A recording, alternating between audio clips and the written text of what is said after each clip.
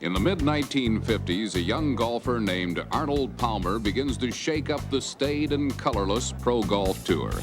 We are working our way through the GSL bracket to determine the greatest legend of the 206 who appeared on Greatest Sports Legends. Ladies and gentlemen, Willie Mays. Football legend Jimmy Brown. Ruth was the emperor of baseball, and he strode through the 20s like a colossus. Jesse Owens, Olympic legend. Wilt Chamberlain. I don't think most of the pros expected me to do exactly what I did. Tons of ground to cover, and we're going to cover it fast. First matchup. Hello, welcome to the show. All right, over a 20-year period, GSL profiled 206 of the greatest athletes of the 20th century. Now, over the next two episodes, we're going to choose who we think is the greatest of that group. All right, so here are the top 32 legends, and we're rating them on dominance, skill, athleticism, and impact on the sports world. Now, just so you know, this is just our opinion, folks. There's no definitive way to absolutely declare who's best, but that's what this show is all about, Murph. Opinion, debate, agreement, disagreement. By the end of this episode, we'll pare this 32 legend list down to 16, and then we'll finish things off in the next episode, and we've got tons of ground to cover doing it, so we're going to cover it fast. First matchup, you ready for this? Willie Mays versus Stan Musial. All right, a little story as relayed to me from our producer. When Musial was introduced to the creator of the series, Burl Rothfeld, back in 1973, Burl stuck out his hand and said, "Great to meet you, Stan. I'm Burl Rothfeld." To which Stan stuck out his hand and replied, "Stan the man here." And he was the man. Sweet swinging left-handed hitter, 3,620 hits, 475 home runs, easily considered one of the greatest hitters in baseball history. All right, that's no question, Murph. I get you. But come on, this is an unlucky draw for the man. Willie Mays may well be the single greatest baseball player in history. History, Murph. 5-tool player, all right? If there were 6 tools, he'd have that too. I'm going with Willie. Yeah, it's hard to argue that. So, Stan, yeah, sorry, but you may be the man. Willie is the man when it comes to this, so we got to say goodbye to you. All right, next up, Babe Ruth versus Arnold Palmer. Two gigantic names in sports history, both being transformational in their sport. Babe, of course, changed baseball, ushering in the power game. And Arnie brought the game to the modern era. But here's the difference. Babe was the most dominant athlete. Yes, with the pudgy belly, it's hard to think of him as athletic, but he was. He didn't just break records, he demolished them. Palmer, he wasn't even the best player in his era. That nod goes to Jack Nicklaus, of course. So that's why I say it has to be the Babe. Babe moves on and Arnie moves out. Next up, Wilt Chamberlain versus Julius Erving. What do you think of that matchup, Wes? Because again, two guys certainly great in the history of basketball. I think it pits one of the most flamboyant players and athletes of his era, that'd be Dr. J, with the most dominant, and that's Wilt. For me, this one's pretty similar to Arnold Palmer versus Babe because Dr. J, he's the more charismatic Arnie type, and Wilt is the more prodigious Babe type. You used the word flamboyant to describe Dr. J, and I agree with that. And it wasn't all just for show. He was the only guy to win the MVP in both the ABA and the NBA. Unbelievably gifted player. Yes, and he had a great afro too. But Wilt has to move on because he was simply the most dominant player in NBA history. I tried for Dr. J, but I agree. Wilt wins on this one. All right, so next matchup, a battle of the sexes. Football legend Jimmy Brown versus Olympic legend Wilma Rudolph. For those of you who don't know much about Wilma, class is in session. She is one of the greatest female athletes in Olympic sport history. Finals the women's 100-meter dash. She was a sprinter and won 3 golds in the 1960 Olympics and broke at least 3 world records, a glorious sight to behold on the track. Wilma Rudolph with that beautiful running style is going to win. No doubt that she was. But greater than Jim Brown? That's the question we're trying to figure out here, Wes. Is this a rhetorical question? Yeah, well, it just seems that way because the answer is so obvious. There really has never been any serious debate about who has been the best running back in NFL history, a guy with equal parts speed and power. As great as Wilma was, and she was, we're talking Jim Brown here, and he's got to move on. And coming up, our tournament continues with the fighter, the sprinter, and the kicker. Here's Pelé winding.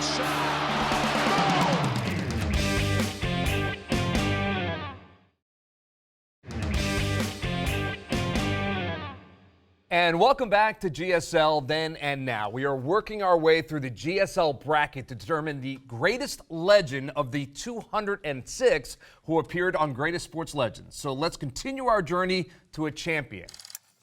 Soccer star Pele versus marvelous Marvin Hagler. Oh, man, this is going to be good. So for those of you who are unfamiliar with Pele, he was a soccer star in the 60s and 70s, and I think it's safe to say he may well be the greatest soccer player in the history of the sport. He popularized the bicycle kick. Don't try this at home. And Brazil wins it. And he led Brazil to 3 World Cups. Now, Marvelous may have been practically unbeatable in the ring with his lightning-quick hands and powerful punching ability with both hands, but in our bracket, sorry, Marvelous, it has to be Pele, right? By knockout. Marvelous. I loved you, but Pele, yes, he must advance. Who's next? I dare say Jesse Owens, Olympic legend, versus Jackie Joyner-Kersee, another Olympic champion. This one is a tough one. Jackie Joyner-Kersee, named after Jackie Kennedy, by the way, participated in heptathlon and long jump. She won 3 Olympic golds, but here's the thing. A lot of people say she was the greatest female athlete of all time. That's hard to argue with. Look, she's going against the legendary Jesse Owens. He won 4 gold medals at the 36 Berlin Olympics. Jesse won the 100, 200, 400 relay, and the long jump. I'm going with Jesse cardboard on his feet. Owens, because of that legendary performance, which also had political implications. All right, it's a great matchup, and this is our first real disagreement. I'm going with Kersee with my vote. Farzy, this is your moment. Who advances, bro? Yeah, Merv, I think you got to go Jesse Owens. I mean, that man stood up to Hitler on the track before we stood up to him on the battlefield as a country. So Jesse Owens transcends sports in that regard. So I got to go with Jesse Owens. All right, I'll agree to disagree on that, but I am outvoted, so we move on. And I've got another good one. How about this one? Carl Lewis and Gale Sayers. Ooh, now look. Gale Sayers, one of the most exciting running backs in NFL history. His ability to change direction on a dime, unparalleled, Murph. But he had a problem, longevity. He only played 5 seasons in the league, 68 total games. His time in the league was like a meteor blazing through the sky and then gone. Yeah, gone. And speaking of blazing, he's up against Carl Lewis. He won, get this, 9 Olympic gold medals total in 3 separate Olympic games. Like Owens, he was a sprinter and a long jumper, and simply the best. So I'm going with Carl Lewis. No question, Carl Lewis is the winner. Moving on to the next matchup. It's the hockey player versus the horse. I already know how you're going to feel about this one. Secretariat versus Bobby Orr. Murph, what do you have for me? Yeah, another difficult decision? I don't know about that. Bobby Orr, I think it's fair to say, is one of the top defensemen in NHL history, right? He may be the best in NHL history. An ice hockey prodigy, the Boston Bruins signed him to their organization when he was 12 years old. He was a blur on the ice and smooth as silk, as well as being the first really great offensive defenseman. So there's a lot of good arguments there for Bobby Orr. True, but if you're going to talk about blurs, we're going to talk about Secretariat. Secretariat by 2 lengths. Broke every track record and still holds them. Secretariat was a horse racing freak. He wins it by 2.5. From the physical size of his heart, 2 times heavier than an average horse. I'm going with Secretariat on this one. Wes, we are talking about a guy who literally changed the game of hockey. I'm not talking about a horse over a human being here, and I'm not taking a horse over a human being either. I mean, let's just go to the savannah, pick up a cheetah, and say you're the best athlete. Now, all right, Farzy, what do you think? Well, Merv, is that cheetah from Boston? Because if it is, then I'm not picking it. Like, I'm not picking Bobby Orr. Secretariat is moving like a tremendous machine. I got to be honest, though. I was much more impressed with Secretariat. Tremendous machine. I got to go with Secretariat. That horse gets my vote. Yeah, okay, the great arbiter has arbitrated. I certainly do not agree, but I must obey, I guess. So let it be written, so let it be done. All right, after this short break, we're going to take a look at more legendary matchups on Greatest Sports Legends Then and Now.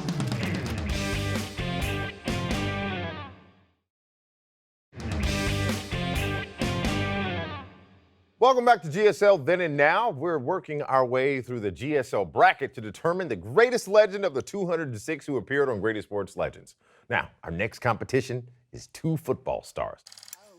Walter Sweetness Payton versus Johnny the Golden Arm Unitas.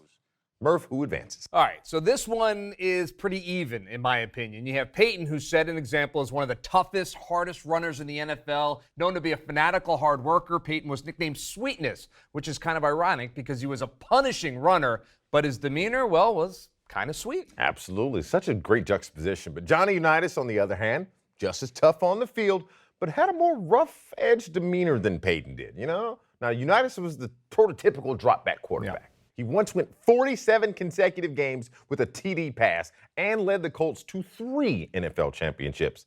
It's a hard call because they both were the best at their positions when they played. But I, sir, I'm going with Jackson State's own Sweetness on this one. All right, I'm going with you. Tough loss for Johnny U, but that's the way it goes. Now, who's next? How about the great Bill Russell versus Jerry West? Two iconic NBA players. All right, here. This one's going to be tough. We've talked about the great Bill Russell before on this show, Murph. The most intimidating, dominant defensive player to ever lace up a pair of sneakers. Now, West, he's amazing, but he's no Bill Russell. All right, well, West is so iconic that the NBA logo has his image on it. You can't argue that. Mr. Clutch, when they talk about the two greatest guards in NBA history back in the day, it was always Oscar Robertson and Jerry West. There was no question about it. But you're right. It's got to be Russell when it's all said and done. Which brings us to our next matchup. Kareem Abdul-Jabbar versus Sandy Koufax. Here we have the greatest pitcher of his era, Sandy Koufax, judged by strikeouts, dependability, sheer dominance. But we have to take into account longevity. He had only 6 great years. Now, in those 6 years, he won 129 games, but he got hurt, and his career ended prematurely. Yeah, in today's game, he probably would have lasted for longer and broke every record imaginable, but he didn't. Right. And Kareem, he did. Besides being the most prolific scorer in NBA history, the guy was a flat-out winner, right? He had the most unstoppable shot in basketball history, the sky hook I'm talking about. I'm going with the guy who ran the entire race. And that, in this instance, is Kareem Abdul-Jabbar. Murph, this might be a first. We agree. I'm with you. But we have to move on. Who's next, my friend? All right, another tough matchup. Baseball pioneer Jackie Robinson versus Lou Gehrig. Wow. What do you think? All right, what many people don't know about Robinson is that he lettered in 4 sports in college. Here he is on the football field at UCLA. Of course, he goes down in history for breaking the color barrier in baseball, and I can't see how any athlete can possibly be more impactful than he was. Yeah, that's a tough hill to climb, but Gehrig was an RBI machine and part of the greatest 1-2 punch in baseball history with Babe Ruth. Iron Horse, of course, never missed games until he got sick with ALS, but I'm totally with you on Jackie Robinson. He joined the Dodgers when he was 28 years old, and Murph, had he been there in his early 20s, I'm going to tell you right now, his stat line would have been phenomenal. No doubt about it. So that's it. Jackie Robinson moves on. He's the winner in this one. And when we return, the swimmer, the streaker, and the splinter. Did you ever get a cheap hit? I don't like to remember them, but I sure got them. I remember I got one time. It was 2,400 hit or somebody, and it was a real squeaker over shortstop, right on the fist, you know?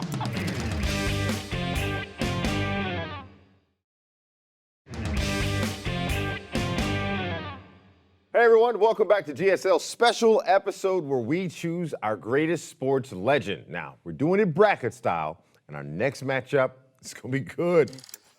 Joel DiMaggio versus Mickey. We're talking about Mickey Mantle, and he's up against the great Joe D. Man, this is going to be interesting. I think it's a toss-up, to tell you the truth. Mantle hit for more power. DiMaggio had the better batting average. Mantle was faster, but DiMaggio was considered a better base runner. They both had great arms, and honestly, it's even Steven if you ask me. Yeah, it's pretty close. I think Mantle was a more charismatic player with that amazing power of his. DiMaggio was more stoic. Yeah. Ted Williams said he was the best baseball player he ever saw. I think we would have to throw this one out to our vaunted arbitrator. Farzy, what says you? This is a tough one for sure. Guys, I mean, you're forgetting one thing. Defense. Joe DiMaggio was so smooth and graceful in center field. And let's not forget, the numbers at the plate, they're diminished because of his military service that he had for the United States Army. Without question, Joltin' Joe's the guy that moves on. Well, Murph, he has spoken. Yes, and quite persuasively as well. So, good job, Mark. Okay, next we have another baseball legend.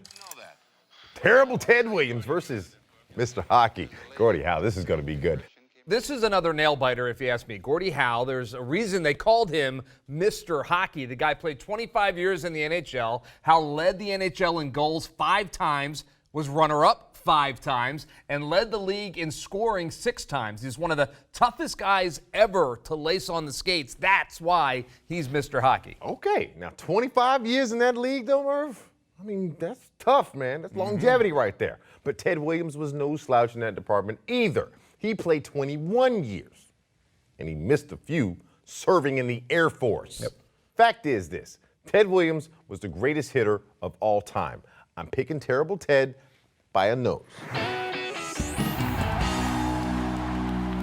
But we need to keep moving on to our next matchup. Henry Aaron, the man who broke Ruth's record, versus Mark Spitz, arguably the greatest swimmer of all time until that guy by the name of Michael Phelps showed up on the scene. And that's a big part of this. So it's sort of like the tortoise versus the hare. Henry Aaron, the man who played 23 years in the majors, until he broke Ruth's record, he kind of was living in the shadows of Willie Mays and guys like that. Against the hare, Mark Spitz, the golden boy of the 1976 Olympics, who blazed to seven gold medals. That's a lot of hardware, Murph. Now, yeah, Spitz's Olympic performance totally mesmerized the world. But come on, man. He's competing against the great Henry Hammer and Hank Aaron, the man who methodically demolished the record books. And therefore, I say he moves on.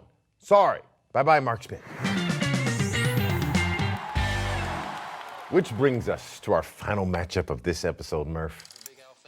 The Big O, Mr. Triple-Double himself, Oscar Robertson, versus Elgin Baylor.